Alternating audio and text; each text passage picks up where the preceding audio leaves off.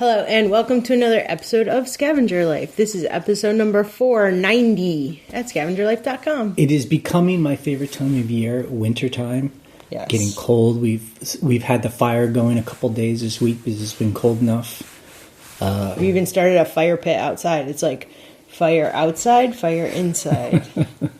We have a big yard, and it's kind of like, why don't we have a fire pit all the time? We had some friends and their kids visit from out of the area safely, and so we wanted to safely all meet. So I built a fire pit in our backyard. It only took 10 years, and we all sat around it to build a fire pit. Oh, we have a fire in our house. So, yeah, that's true. But it's good. Oh yeah, and last week I just wanted to clarify. I said I really like a certain type of a video game. It's called a resource management.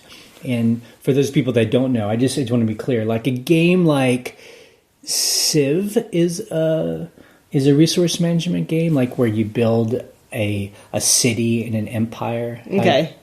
I've never heard of that. Civ? I've heard of other video games.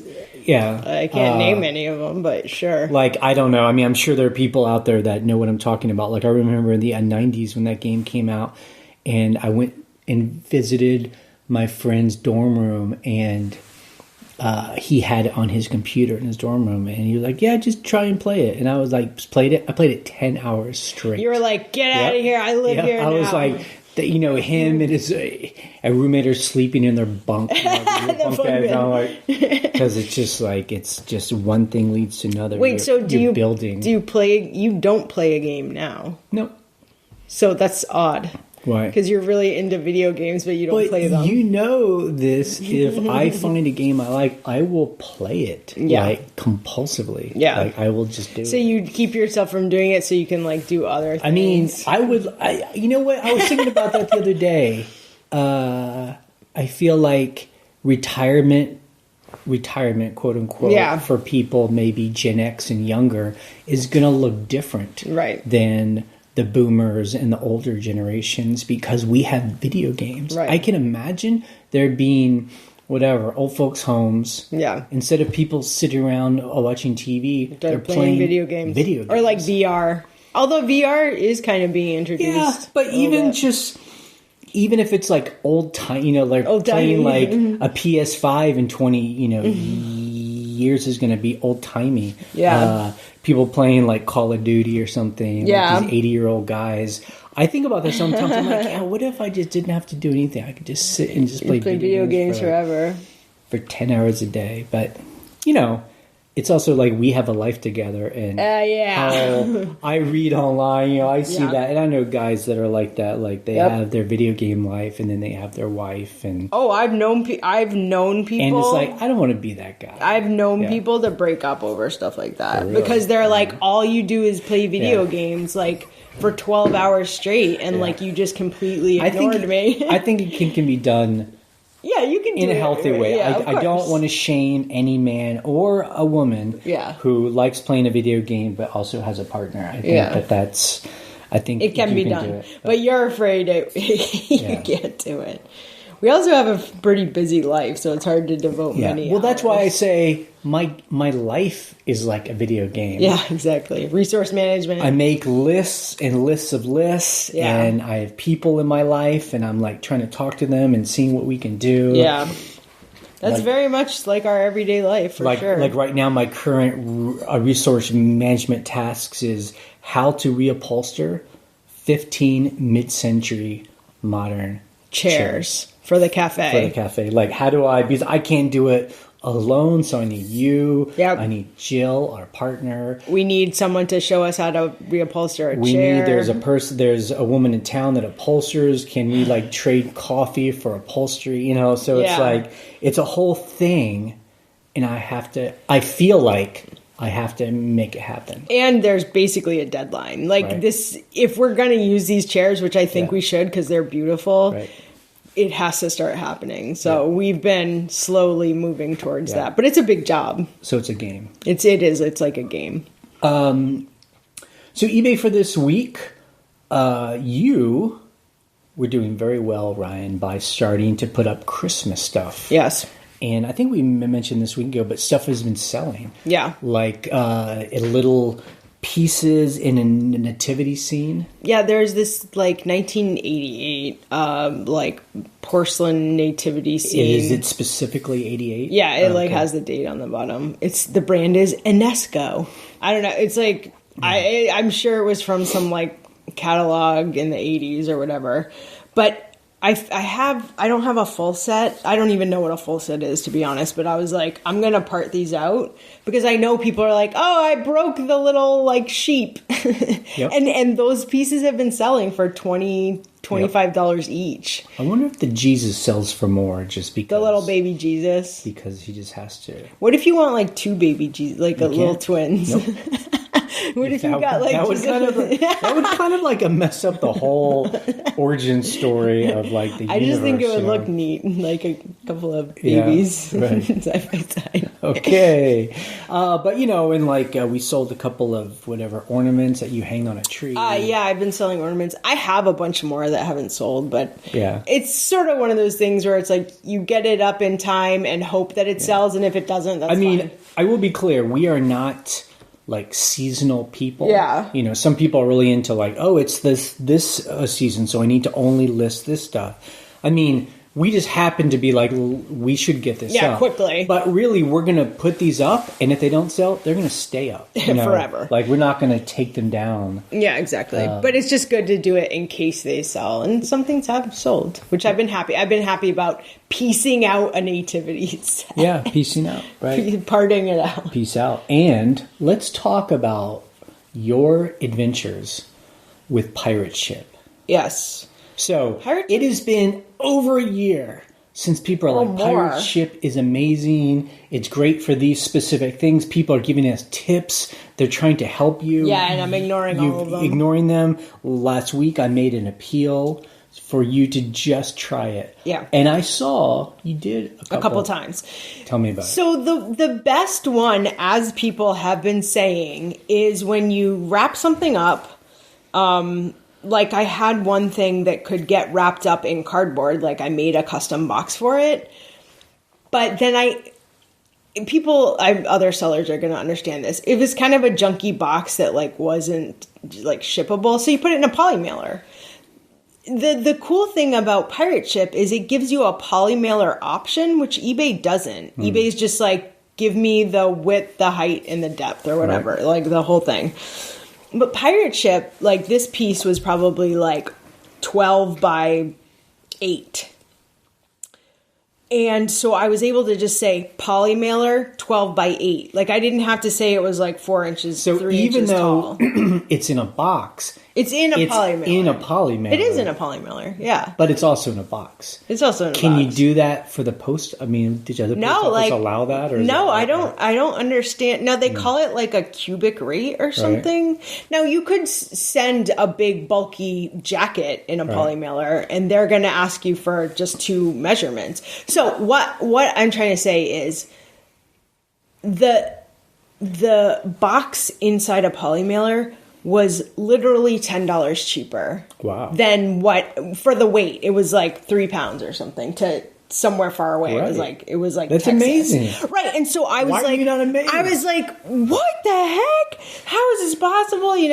But then, I ship a lot of stuff in boxes and I ship a lot of stuff first class. Right. So those items are the same on Pirate Ship. Like I'm not seeing any difference. So if you can put something in a box and put it in a poly mailer, is it automatically cheaper, or is it like specific? If it's not first class, if it's not, you know what I mean. If you're trying to get, I found with the ones that I tried tried several in the last few days, and it was the poly mailer where you just have to say it's 18 by 10, and it's 4 pounds going to Los Angeles. Can it be any kind of poly mailer? Because did they sell big poly mailers? The biggest one I have, I think, is 24 by 20 by 19. Because that's what people have said about like shoes. A pair of heavy shoes. You put them in a box, in a shoe box. You stick it in a poly mailer, and it's like super cheap. I mean, I just wrap them up in newspaper, put them in a plastic bag, and put them in a poly mailer. Right. Like I've literally shipped thousands of shoes. No. I mean, and that's what I no. So what I'm saying is,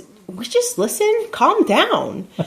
Like what I'm saying is, there are lots of things that can just go in a poly mailer. You don't have to do the box inside a poly mailer trick or whatever, but you can if it works. Okay. What I'm trying to do, and don't tell me to calm down, is I'm trying to get the light bulb. So you've been shipping this way, but it's going to be cheaper if you do it on pirate ship. So we could be saving literally hundreds of dollars a month. Okay, so let me just clarify, because people who don't ship, I find this to be true through all my businesses. People who don't ship don't understand that it's a combination of variables. It's the size, it's the weight, it's the zone it's going to. So if I'm shipping to something to Boston in a poly mailer that's heavy, it might not be any different. But if it's going to Texas or Los Angeles or Oklahoma, like somewhere further along the zone map, it might be cheaper, but it takes me to have to check every single one. Okay. So it's a pain in the butt. So why do we wrap this up? Because I feel like we're getting into a stressed moment. When is it good to ship? So shipping on Pirate Bay. Pirate Bay, yeah. It does sound like ship, Pirate Bay. Is only good, not just if you can put a box in a poly mailer, but also where it's going. Is that what you're telling me? So for us, where does it need to go for it to be good? California? Yeah, it's got to be far. It's got to be like further. It's not the East Coast. Okay. I will double check that, but I didn't see huge price differences for things that were close by and for boxes. Right. You know, I'd be like, this dimension, this dimension, this dimension. Yeah, it's still the same price. So I was going to talk about this later, but now's a good time.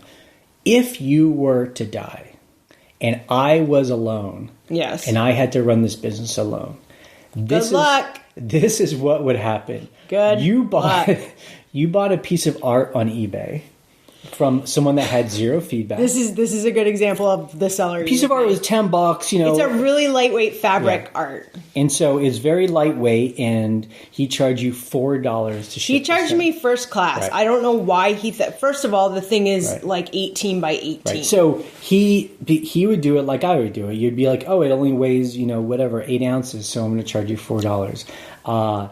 And so it comes to us. And he went to USPS store. No, UPS. UPS store. Bought a custom box, had them bubble wrap it, which I can't imagine how much that cost. And ship it UPS ground. Right. And he even messaged you and said, I paid you to buy this. Right. And that's how I would be running our He actually left that in my feedback. He was like, it feels so bad. I shipped it through UPS and I basically paid you to buy this. But that's his problem. The good news is he will probably never do that again. I mean, hopefully he'll keep selling, because I don't want to ever Well, he learned. Discourage, but new people, he will now learn how to do that. But that's probably how I would ship, God. I would think that you would need to hire a helper or quit the eBay business because it's all about shipping. Yeah. Period. End of story. I will. So let's wrap this up. Okay. Listen, everybody in the audience, how difficult it is to explain shipping to someone who doesn't ship. They call UPS USPS. Don't ship shame me, okay? Look, ship shame. I think you could learn, but yeah, I will continue to. How would you feel? Double check. How would you feel if you woke up and I was in the eBay office, which is really your office because that's where all your stuff is. But let's say I was in our eBay office. Yeah. And I was behind the computer and I was like clicking and I was like packaging stuff. How would that make you feel? You mean you just figure it out on your own? It'd be great. I'd have my whole morning to myself. How about I'm just doing it by myself? And wait. I would be horrified. Wait, did you come in and be like, "What are you doing? No, you're not doing that right. You're not putting that piece of tape in the right place." Oh, I don't care about that. Yeah. I just want you to get the best price. If you do that, I'm fine. Yeah. Please take over. I have plenty of other things to do. If you want to do that, let's start tomorrow morning. Wow. 8 a.m. Get over there. The end. It sounds like I'm taking your offer seriously. It sounds like a mission, but I mean, my thing is, I don't understand the question. If I do it, I'm not your employee. I'm my own person, so I would be doing it my way. That'd be fine. Okay. I don't understand this conversation. Okay. So are you going to do it or are you not? I don't know. Let's see. Let's see. All right, let's talk about our numbers. So this week was Thanksgiving. Happy holidays to everybody. Yeah. And Black Friday, which traditionally does nothing on for eBay. us. Yeah. Because I just don't think we are the kind of things that people buy for Black Friday. People buy anyway. We sold 39 items, which again is like 38 the week before. It's almost the exact same. And 38 so same volume. Before. Unfortunately, our cost of goods. Our prices were lower. Yeah. So we made $1,205.04, not including shipping. Hey, we made $1,200. That makes me happy. Yeah. That's the right way to look at it. But it definitely, I would like it to be. I guess I just want to add, there were a few cancellations. Yeah. People ordering things and being like, oh, I thought it was free shipping to South Korea. Yeah. So no. Under customer issues, we had 3 people. So 3 out of 38. So we're looking at almost 10%. Right. So 10% of people. You're like, that's a lot of people. I know. And I guess it's just a frustrating on these slower weeks where people buy something and they immediately say, oh, I don't want this. Well, so one of them was a guy who was asking all these questions about these trench coats, yada, yada, yada. He wants combined shipping to California. They're kind of heavy. I'm like, all combined shipping, no problem, blah, blah, blah. He buys 2 trench coats, 2 different sizes. And then he's like, are these blue or black? Title says black. Yep. Item specific says black. The photos show a black jacket. They're black. Yep. Oh, I want to cancel these. Yep. Done.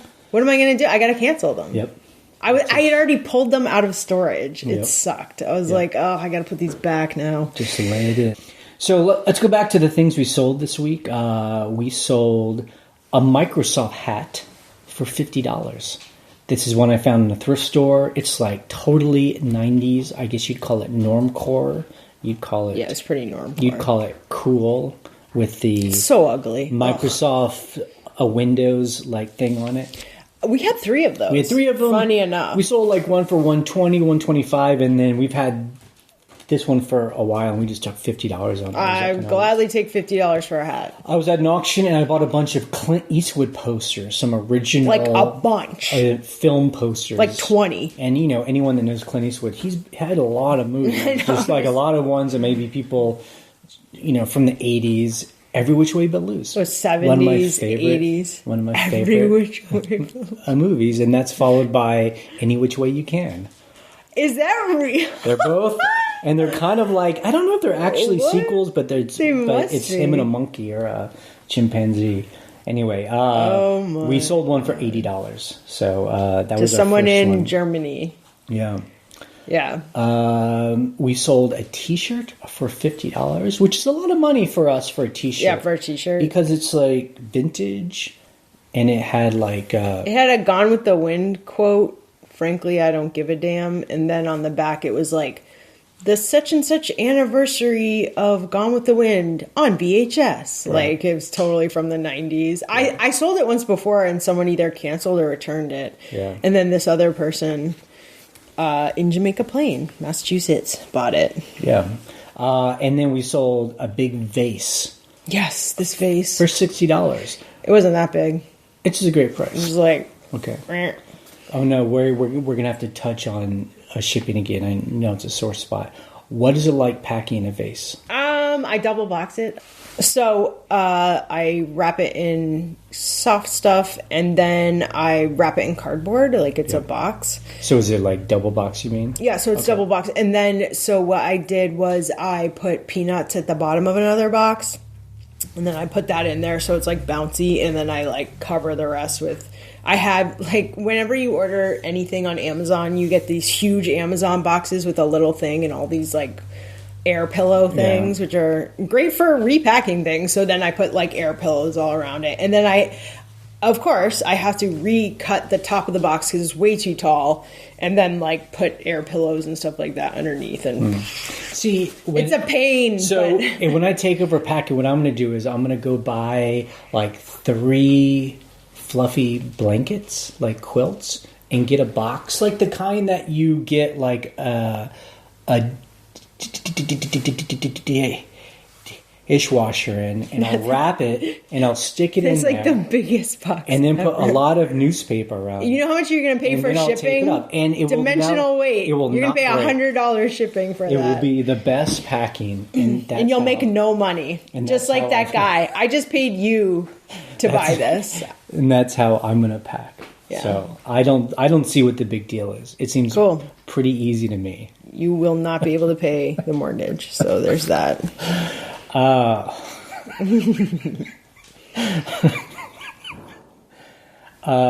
So things we learned in the forum. Someone was brought up, which I've seen, but it doesn't bother me that much. So managed payments. When does it pay out? Like it's right. It's this weird process where someone buys an item and it says processing. Right. And payments are 3 ways. It's pending. Mm-hmm. So all these funds are pending. I haven't looked at any of this. Why are they pending? I don't know. Right. And then it takes a while. Then it becomes available. And then those funds are available. And then it goes to payout. Right. And it's a very it's mysterious process to me. And I can't follow an item being sold to that money going into my bank account. Right, because the numbers, the numbers of the payout, it's like one day it's $70, but that's not for one item. That's for like a couple days. Right. I mean, I think the answer to the guy asking it, Joe, was, he was like, this thing has been like pending or not being paid out for like 5 days. I think it's because managed payments follows bank hours. Yeah. So because of Thanksgiving and the weekend, like normal, like it's not days, it's business days. Right.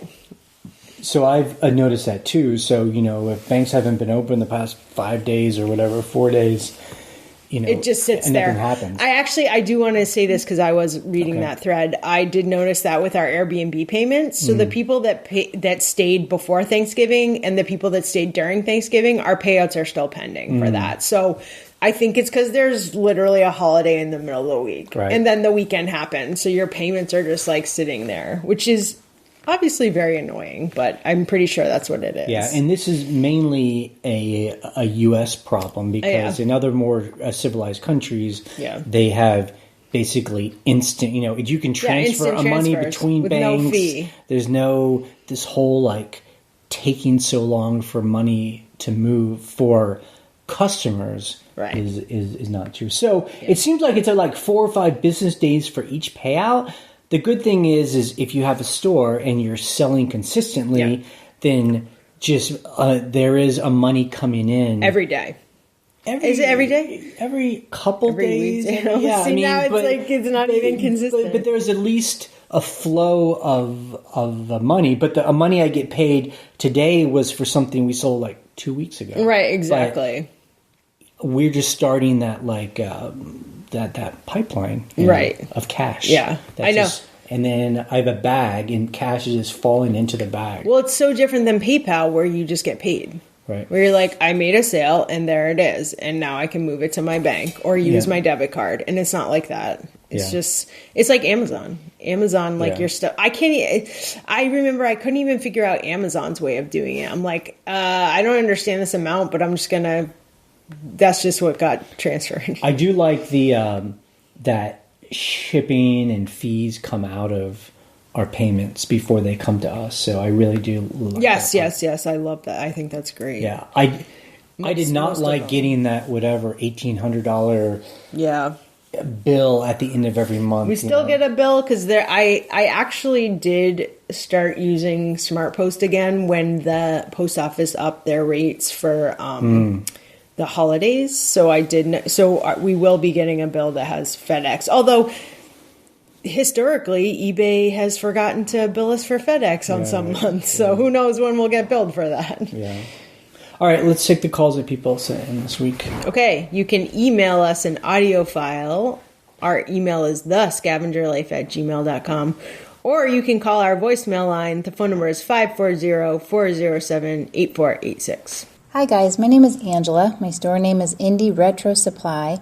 I've been out of the game for 4 or 5 years, and I just wanted to say how appreciative I am of you being there still. It's so comforting to hear your voices and to have something so solid and stable and consistent, especially with everything that's going on right now in the world. So right now I'm just kind of editing pictures and catching up on your older podcasts. I'm listening to December 2019 right now and excited to hear that you still go to New York and cat sit for your friends. It seemed like that was a fun thing for you. I hope you still travel. Amsterdam, I remember you used to go to. Anyway, it's exciting to live vicariously through you guys. So I just wanted to really thank you for your consistency and let you know that it really matters. Thanks a lot. I am now living vicariously through your voicemail since I haven't traveled in a year. No, but we appreciate that. Yeah, I guess that's one thing. We definitely are not rich people. We're not making millions. We're not teaching you how to make millions on the internet, but we can all just have our lives and live relatively healthy and make money and own our time and share it on the forum. I don't know if we even promised that, but that's what I'm not promising anything. I'm just talking about what happened this week. And this will be the first podcast where someone will die in the podcast. I will die on this podcast. I'll just my last breath will be on the podcast. Yeah. So that way, there's a final end. When I'm 85. You can only the only way we can end the podcast is one of us has to listening. But does that mean I can't podcast without you? No, that's true. Am I just gonna talk to myself? So I'll take calls. I'll be taking live phone calls. Oh, that's so dark. Oh my God, so dark. Hi, Jay and Ryan. Tell you and your listeners the story here. This week, eBay completely shut me down. They told me it was permanent. My daughter had never used it, it seems, and she decided to buy something and link her bank account. And she got in the weeds and decided to open up another account using a new email. She then got a message saying that they completely shut her down, and for some reason, me too. She got an email saying her activity was harmful. I didn't get anything. I spent 4 hours trying to get someone who could help. It had something to do with her account and that we, quote unquote, lived at the same address and had the same last name. It felt like I had been fired from my job of 18 years for no reason. Finally, somebody gave me a phone number. 2 hours later, waiting, I talked to a lady and she heard my story, transferred me to security, and then asked to speak to my daughter. They said she needed to be verified. 2 more phone calls. 5 hours later, we both got reinstated. The reason that I kept pursuing was because of how many times I've heard you say that you can get different answers from different people at eBay. And this is certainly true. Don't give up, especially if you have done nothing wrong. Number one, I'm sorry that happened to you. That does certainly not sound fun at all. It would be a nightmare for us as well. Number two, they blocked your IP address. Yes. So since you and your daughter share the same IP, and I mean, I don't know. In some ways, I'm glad eBay has a system where they shut people down because there is a problem with people opening up accounts and using weird credit cards. And I don't know. I mean, so I don't want to say anyone deserved it, but there needs to be some security. But I'm glad you kept at it and you called a couple people and you put the time in and everything's okay now. Yeah. I think the thing that's upsetting for, like she said, sellers who have been on there for years, have huge feedbacks, have verified accounts, have 10,000 sales. Yeah. You'd think that they would be maybe we should reach out to this person. Yeah. Or even if they did shut down that IP, maybe we should reach out to them afterwards. You'd think that they would check it out. That would be courteous. Yeah. I mean, I'm not giving any excuses for eBay because, again, we're the plebes down in the village. eBay's up on the mountain. I don't know what they're doing up there, but I'm glad it worked out. But that is the key, is not to get too crazy about it and just get on the phone. And if you don't get the right answer for one person, call back. Just be persistent. Yeah, that's what I always am. And be professional. Yeah, of course. Just the other thing too is for a situation like this, I don't know if it's a plausible for this situation, but there is an eBay for Business. If you Google eBay for Business Facebook, they would probably be able to either direct you to someone or, be able to give you a phone number or talk to you directly, because I've had a couple things, I forget what they are now, but where I've, messaged them through Facebook and they've given me an answer. Just put me in the right direction, basically. So just don't forget about that. Okay, that's it. Cool. That's it for the calls. If you want to not hear about our brief coffee talk here, you can end the podcast. But this new business we're starting, broadporchcoffee.com. Yes. It's really it's fun. We've been selling a lot of bags of coffee. I hope this keeps up, but it's probably a lot because it's the holidays. Yeah. I recommend the Cameroon. It's delicious, and we just got it back in. So if you're like, what should I get? Cameroon's delicious. Southern Split's delicious. The Guatemalan. So I have a quick question for you, because I don't think, because we actually were in our local paper where they highlighted a new group of people with a business in town, and I still talk to local people. I don't think they understand we are roasting coffee. We're not buying coffee and then I just put a price tag on it and I sell it to you. It's like we get bags of green coffee. Yes, it's green. And then we have a roaster like the size of like a small car. Yep. And then what's the roasting process like? Because you took the class with Phil. Well, it's like, the roasting process is, it's interesting. It's like you put these beans in a big oven that rotates. And it's a gas oven, basically. And we do 10 to 20 pounds at a time? Yeah, right? Depending on how much we need that day. It goes in the top and it's in a roaster. It's in a drum. That spins. Yep. And then there's basically a flame. A fire underneath a propane, in our case, underneath. Yeah. And then Phil and you have come up with a recipe. Right. So it's based on time and temperature. Right. So you're watching it, and there's a little window too, so you can actually watch the colors change, so you know what's going on. But based on the temperature and the time and the sounds, you are determining what the roast level is and what it's going to taste like. So that's actually why I'm a Q grader. So Google it. It's someone who tastes coffee and, for our purposes, can say... we did this with a couple roasts last week where Phil and I tasted it and we were like, we want it to be a little bit sweeter. We know this bean can be sweeter because it's been sweeter in the past. So let's do XYZ during the time. And it worked. Right. I see it, you guys talking and bringing up the temperature just a little bit or allowing it to go another 10 seconds. That can change a bean. Can change how it tastes. Exactly. So that was my very quick education where I was like, I'm going to learn this so that Phil and I can speak the same language, even though I'm not a roaster. And that's why we can, or any kind of specialty brand, but us specifically, why we can have a light roast and a medium roast and a dark roast is because you're roasting it at different times and temperatures. Yes. And very specific to each bean too. Right. So when we get a new coffee like the Cameroon. Yes. You guys are doing test roasts. Right. Trying to figure out what are we trying to bring out in this coffee. Exactly.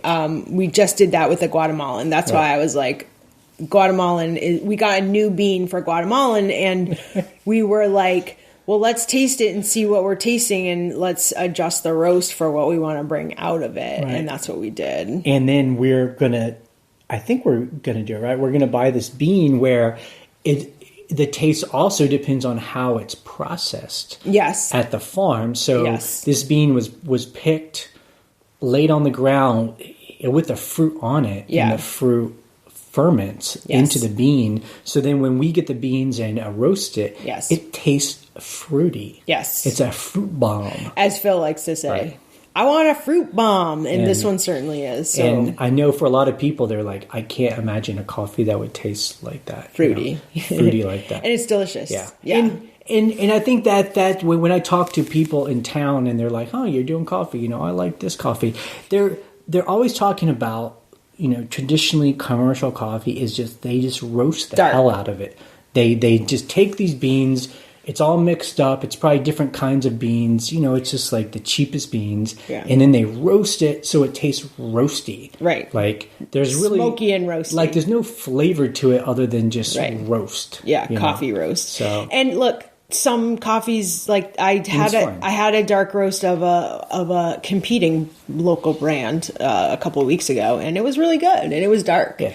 But we are trying to get flavors out, and just to be clear too, I got a question over the weekend from someone, and they were like, "Oh, I don't know if I can buy this because the friend I'm buying it for doesn't like flavored coffee," but I had to explain that.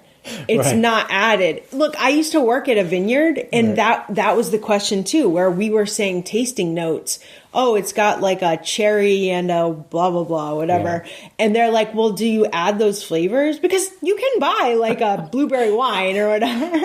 Or a blueberry coffee. Or blueberry coffee, right, exactly. My dad loves, Dunkin' Donuts hazelnut coffee. But that's not what we're doing. We're like, it's almost like wine. Yeah, I mean, I honestly was confused by that a long time ago, too. Like, the tasting notes, if it's like chocolate and raspberry. Yeah, you're like, is this a raspberry? Actually raspberry. And it's pretty subtle. Like it's subtle, and that's what I wrote to her too. I said these are really subtle tasting notes. It's going to taste like coffee, but these are the subtle notes that we've tasted that we think we're trying to emphasize. Yeah. But at the same time, it's definitely. I mean, I'm drinking Cameroon, and I'm putting whipping cream in it. So I taste the subtleties and the beauty of the Cameroon bean when I first pour it. Yeah. And then I put some whipping cream in it, and it's like a little dessert in the morning. It's definitely pretty coffee nerdy, but that's... So you can do it either way. Yeah. But, that's what's special to us, is that we can tweak things the way we want, and we can change things at any moment to make it, special, like specialty coffee. Yep. And so, there's a little computer attached to the roaster. Yeah. And after Phil and you are watching it, and then, it's done by a recipe. Yeah. And you guys have like a notebook and you're following times. It comes out into a big tray, a cooling tray. Yeah. A big fan blows and it spins because you got to bring the temperature down real quick really so fast. It doesn't keep baking or not baking, but roasting. And then we pick out anything that's like a burnt bean or any kind of... A couple of burnt beans here and there. Yeah, so... Problem beans. And once it's cool, we dump it into like bulk buckets, and then we scoop it out like... So we're roasting tomorrow morning. So if anyone is wanting to order stuff, do it tonight. Yep. Because we are roasting, bagging, and shipping on the same day. Yep. So that's how we try to do it as much as possible. And it's exciting. Tomorrow is going to be the most bags of coffee we've ever sold. I mean, I'm looking at the list and I'm like, ooh, we better get there early. It feels good. Because we got to get started. So broadporchcoffee.com if you're interested. And if you want suggestions for coffee, you like a certain kind of coffee, or you want to try something special, just message us because we love to talk about it. All right, that's the end of the coffee talk. Coffee talk. Coffee talk. Okay, this podcast is ending in 3, 2, 1. Bye.